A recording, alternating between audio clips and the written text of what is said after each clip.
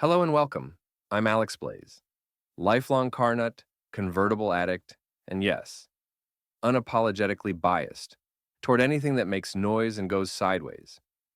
And I'm Ethan Miles, passionate car enthusiast, former engineer, and the man whose job today is to keep Alex's wild ideas in check. You mean ruin the fun? I mean, save people from buying a nightmare. Anyway, this is the Dial and Drive podcast, where passion meets precision, where we debate until one of us runs out of arguments or patience.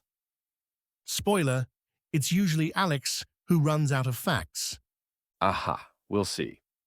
Today, our topic: the top 10 affordable convertibles you can actually buy, and why mine will make you smile while Ethan's will make you yawn. Let's begin. In number 10, the Peugeot 206cc, cheap, cheerful, and with a folding hardtop that made sunny weekends accessible to everyone. Against Ethan's choice, the Mini Cooper Cabrio R52, yet another sensible option. Seriously, Ethan, did you get sponsored by practicality? Practical? It's better to have a car that actually steers properly. The Mini has the chassis, the feel, the heritage. And the electric steering pump that explodes. At least in the 206, when it breaks, you can just open the roof manually and enjoy the chaos. Or you could just buy the Mini and not deal with hydraulic nightmares. And number 9, the Fiat Barchetta, the Italian roadster. Nobody talks about, but everyone loves once they drive it. Against the Volkswagen EOS, which is basically a Golf with a sunroof, pretending to be a convertible. It's not pretending, it's refined, solid, and weatherproof. Weatherproof until the roof drains clog. Then, you're growing moss in your carpets. The Barchetta has soul. Soul doesn't stop the rain. Number 8, the BMW Z4 E85, a proper long hood roadster with a straight 6 soundtrack. No opponent here, because Ethan actually agrees with me on this one, although he'll still try to ruin it. I just think people should know it'll cost them in cooling system parts and suspension bushings. That's the price of greatness. In number 7, the Mercedes SLK R 171, a folding hardtop masterpiece, against Ethan's Alfa Romeo Spider 916, a car that's all looks and not much else. Not much else. The Spider has Pininfarina lines, charisma, and a simple soft top that won't cost a fortune when it stops working. The SLK's roof is engineering art. It's a hydraulic time bomb. In number 6, the Mazda MX-5 ND, a proper rear-wheel drive sports car, against Ethan's Volvo C72, which is basically a sofa with a steering wheel. Comfortable, safe, 4 seats, great sound system.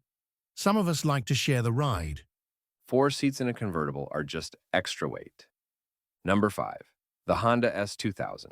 No opponent, because Ethan doesn't have the nerve. I have to admit, it's an excellent car. Perfect engine, performant, sound great and reliable, by the way. An engineer's choice. I just think not everyone wants a car that spins if you sneeze mid-corner. That's called respecting the machine. Ethan. Number 4, Porsche Boxster 986, mid-engine balance, timeless drive, against Ethan's BMW 125 Cabrio, which is fine if you like your convertibles heavy and polite. Heavy and polite also means reliable and usable daily. Back seats in a convertible? Dead weight. Number 3, MX-5 ND, pure, simple, unfiltered fun, against Ethan's Audi. A4 Cabriolet, the choice for people who think cornering is optional. Or the choice for people who want quattro grip when it rains. Number 2, BMW Z3, raw, simple, old school charm, against the Mercedes SLR 129, which is basically a tank with leather seats. And that's exactly why it's great. Number 1, Porsche Boxster 987, a flat six symphony, against Ethan's MX-5 ND, the fun for the masses option. Fun, reliable, modern. And unlike your Porsche, it won't need a second mortgage to maintain. All right, before we wrap up, let's do our Gear for the Road segment, because owning a convertible isn't just about the drive, it's about keeping it in top shape. First up, convertible top cleaner. And not with some random kitchen soap. You use it with a soft bristle convertible brush, working in gentle circles. Rinse thoroughly and let it dry. Oh, and gloves, always. You don't want those chemicals on your skin. Yeah, because you'd end up like Ethan's hands last summer. Looked like you'd been sanding wood for a week. Now, for the bodywork, Menzerna Polish kit. Use the proper polishing pads. Start with the less aggressive one, then step up if you need more correction. Eye protection and gloves is a must, and don't polish in direct sunlight unless you want to bake the polish into the paint. And if your car sleeps outside, a high-quality car cover is essential. But make sure the car is spotless before covering it. Otherwise, you'll grind dust into your paint. And yes, Alex, dust counts as sandpaper. For drying after a wash, forget the chamois from the 90s. Use large microfiber drying towels. Pat the surface instead of dragging. Way safer. And yes, still with gloves if you're using drying aids. Leather seats, treat them like you treat yourself on a spa day.